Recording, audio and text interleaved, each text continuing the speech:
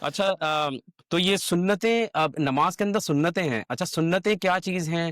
اور پھر سنتیں تو اب ہم نے سنا ہے کہ اس میں بھی موقدہ غیر موقدہ، پھر نفل کیا چیزیں ہیں؟ مطلب سن موقدہ غیر موقدہ پھر نفل، تو کیا سنتیں پڑھنی مطلب اس کا پڑھنا ظاہر سی بات ہے ضروری نہیں ہے، لیکن کیا جو آخرت میں جیسے فیصلے ہوں گے اس کے اندر یہ چیز آئے گی کہ بھائی اس نے تو سنتیں پڑھی ہوئی ہیں، تو مطلب حالانکہ ایک انسان نے فرض پڑھ کے گیا ہوا ہے، سب اپنے اپنے کر کے گیا ہوا ہے، لیکن وہ دیکھ رہا ہے کہ جس سے میں حسد کرتا تھا وہ پھر بھی مجھ سے آگے ہے نا، اس نے سنتیں پڑھی تھی تو وہ ایک اوپر کے درجے میں ہے نا۔ تو کیا سنتوں کا کیا ہے، اور جمعے کی نماز کا کیا حکم ہے؟ کہ جمعے کی نماز جو ہے وہ پہلے مطلب جو شروع کی گئی تھی وہ تو ایسے تھا کہ اس میں جو بھی گورنر تھا یا پھر جو خلیفہ تھا وہ وہ کرتا تھا اس کو، لیکن اب تو ہر مسجد کے اندر ہر جگہ پہ ہم دیکھتے ہیں کہ جمعے کی نماز چل رہی ہے، تو اس کا کیا ہے؟ تو اس کے بارے میں بتائیں، سنتوں کے بارے میں اور جمعے کی نماز کے بارے میں۔ ہاں، سنتیں اصل میں نفل ہی ہیں۔ یہ بات آپ نے ٹھیک ہے کہ اصل میں دو ہی نمازیں جو اللہ تعالیٰ نے ہمیں بتائی ہیں، ایک فرض ہے اور ایک نفل ہے۔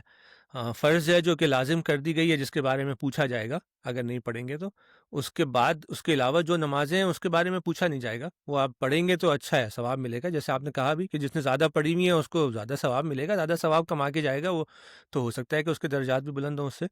تو وہ زیادہ پڑے گا۔ باقی ہوا یہ ہے کہ عام طور پہ ہمارے یہاں اسکالر جب فقہ جب بنتی ہے نا، تو فقہ میں پھر وہ ہر چیز کا ایک درجہ متعین کرتے ہیں خود سے، مطلب اپنے طور پہ، تاکہ عوام کو بتانے کے لیے کہ مطلب کیا چیز کتنی زیادہ اہم ہے اور کیا چیز کم اہم ہے۔ تو یہ جو سنت موقدہ اور غیر موقدہ اور یہ چیزیں نا، وہ اصل میں صرف یہ درجہ بندی ہے کہ مطلب ہر اس کی کہ کون سی نفل زیادہ پڑھنی چاہیے، کون سی نفل کوئی اتنی ضروری نہیں ہے، یہ اس کا مسئلہ ہے۔ مثال کے طور پہ ایک میں نے ایک اسکالر کو سننا یہ بتاتے ہوئے کہ بھائی فرض تو سب کو پتہ ہے، ٹھیک ہے نا، سنت موقدہ جن کو ہم کہتے ہیں خاص طور پہ حناف کے ہاں،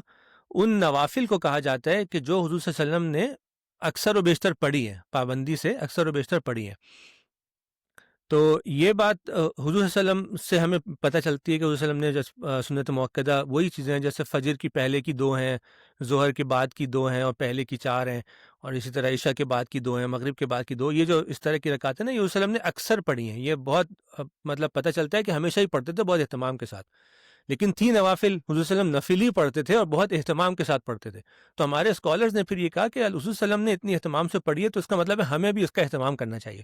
تو اس کو موقدہ کہہ دیا کہ بھی تاکید ہے، یہ ایسی ہے نفل کہ جس کو ہمیں تاکید مطلب پڑھنی چاہیے۔ پھر سنت غیر موقدہ وہ ہوتی ہیں کہ جس کی کوئی تاکید نہیں ہے، یعنی وہ ایسی نفل ہوتی ہے جو ہم نے نہیں پڑھی، وہ اس لیے کہتے ہیں غیر موقدہ ہے، مطلب کبھی کبھی پڑھی ہیں، بلکہ چاہے کبھی پڑھی، کبھی کسی کو کہہ دیا پڑھ لو، کبھی پڑھی، جسے کہتے ہیں نا وہ غیر موقدہ ہو جاتی ہیں وہ نوافل۔ اور پھر وہ جن کو ہم نفل کہتے ہیں اپنی نماز میں، وہ نمازیں جو اصل میں کبھی نہیں پڑھی، تو وہ اسی طرح کی درجہ بندیاں وہ آپ کی جتنی بھی چاہیں پڑھ لیں۔ تو اصل بات وہی ہے کہ فرض ہے اور نفل ہے، نفل کی پھر درجہ بندیاں ہیں کہ کون سی زیادہ اہم ہے، اس کو پڑھنی چاہیے، حضور صلی اللہ علیہ وسلم کی سنت میں پڑھنی چاہیے، کیونکہ حضور صلی اللہ علیہ وسلم پڑھتے تھے تو ہم ان کی سنت کی اقتداء میں ہمیں بھی وہ نمازیں پڑھنی چاہیے جیسے کہ حضور صلی اللہ علیہ وسلم پڑھتے تھے، لیکن ضروری نہیں ہے،